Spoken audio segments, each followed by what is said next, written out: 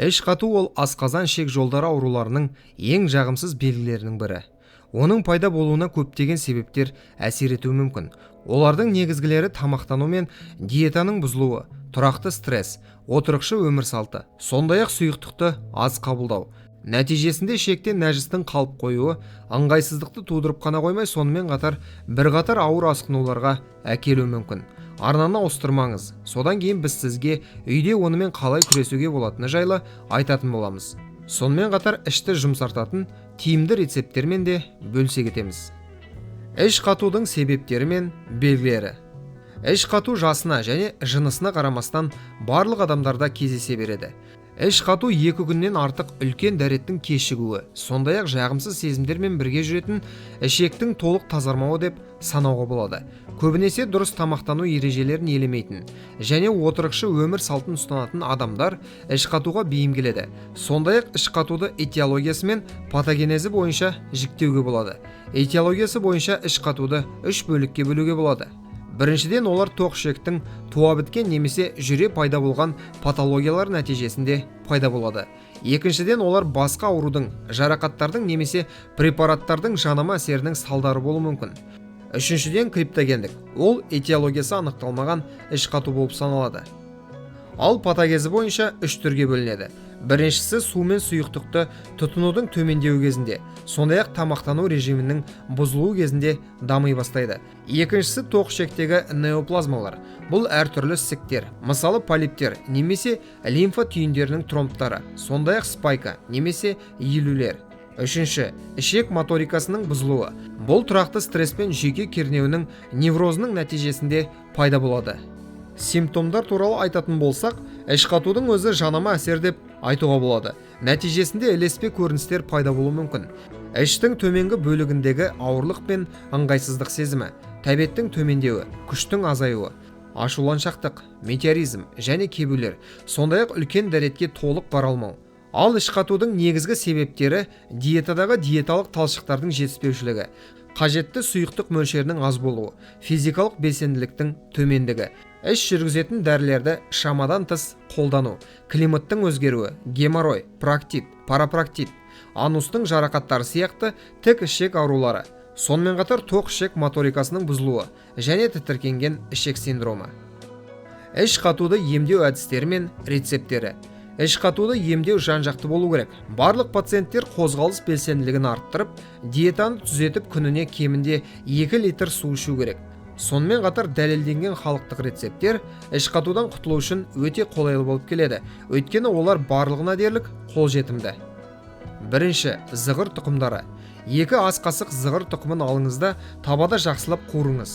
Банкаға құйыңыз және оған 1 стакан ыстық су құйыңыз. Сонымен қатар бірнеше қасық айран немесе ашытылған сүт қосыңыз. Сусынға бірнеше қара өрік қосуға болады. Мұндай өнімдердің қоспасы іш қатумен тиімді күресуге және ішек микрофлорасын жақсартуға көмектеседі. Екінші, массаж, гимнастика және физикалық белсенділік. Сонымен қатар ішектің оңай босатылуына көмектесу үшін іштің массажын үнемі жасауға болады.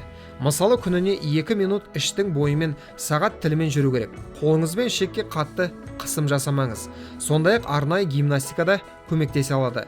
Бармақтың ұшына тұрып, қолыңызбен жоғары қарай 5 минуттай созылыңыз. Сонымен қатар сіз тізеңізді бүгіп, кейін маңдайыңызды жерге тигізіңіз және 2 қолыңызды алға қарай созыңыз. Мұндай жаттығулар іштің қысымын жақсартады және ішек бұлшықеттерінің жоғарылауына ықпал етеді. Бұл өз кезегінде нәжістің тез қозғалуына мүмкіндік береді. Сондай-ақ физикалық белсенділік туралы ұмытпауымыз керек. Күніне 1 сағат серуендеу іш қатуды алдын алу болып табылады. Есіңізде болсын, қозғалыссыз және отырықшы өмір салты созылмалы іш қатудың дамуына түрткі болуы мүмкін. Үшінші, аш қарынға жылы су ішу. Таңертең аш қарынға жылы су ішу ішектің қозғалтқыштығын ынталандыруға көмектеседі.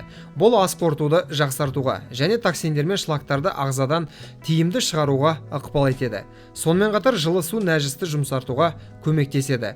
Бұл ішек арқылы өтуді жеңілдетеді және іш қату қаупін азайтады.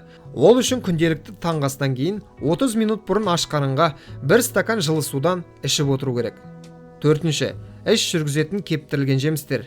Кептірілген өрік, інжір, қара өрік және мейіз сияқты жемістердің іш жүргізетін қасиеттері ас қорыту жүйесіне пайдалы әсер етеді және денені тазартуға көмектеседі. Іш қатуды емдеу үшін келесі рецепттерді қолдануға болады. Бірінші рецепт.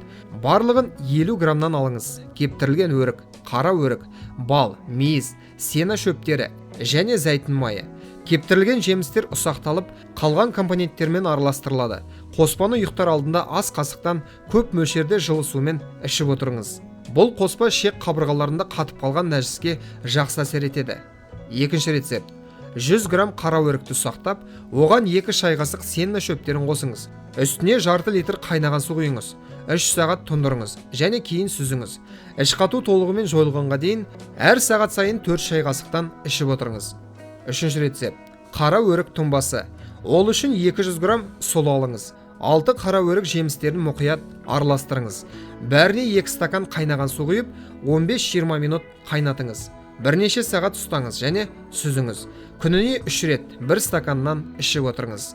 Төртінші рецепт. Кептірілген өрік қайнатпасын кешке дайындау керек. 6 дана кептірілген өрік алыңыз, қайнаған су құйыңыз және түнге қалдырыңыз. Оянған кезде сіз барлық сұйықтықты ішіп, жемістерді жеуіңіз керек. Бұл әдіс ішектің жұмысын жақсартады және іш қату мүмкіндігін азайтады. Сонымен қатар созылмалы іш қатудан зардап шегетіндердің барлығына тамақтан кейін үнемі 5 кептірілген өрік жеуге кеңес беріледі. Бесінші.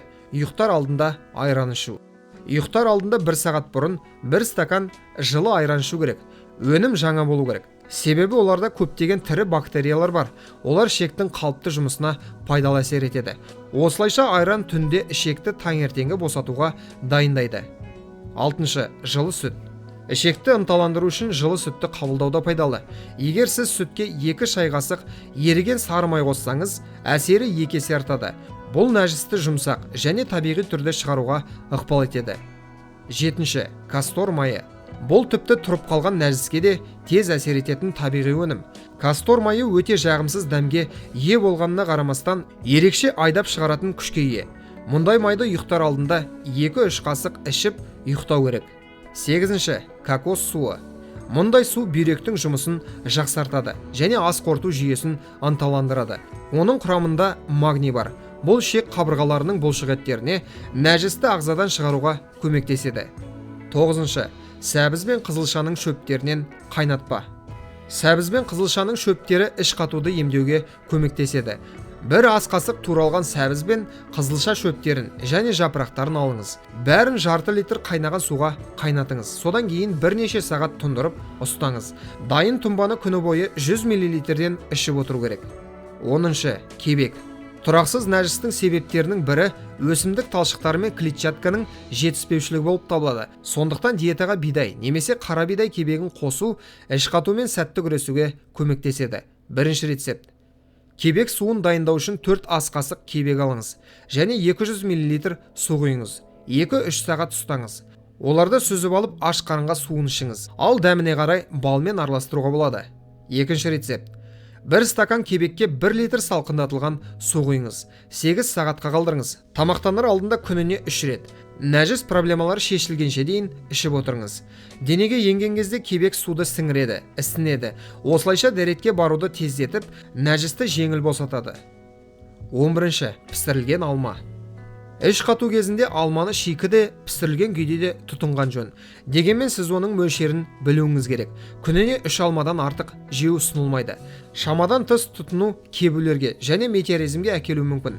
Ал пісірілген алма газда ас тудырады. Сондықтан алманың бұл түрі пайдалырақ болып саналады. Алайда егер іш қатуға бейімділік болса, диетадан қою шай мен кофені, шоколад, күріш және жарма ботқасы, ақ май мен ақ нанды алып тастау керек.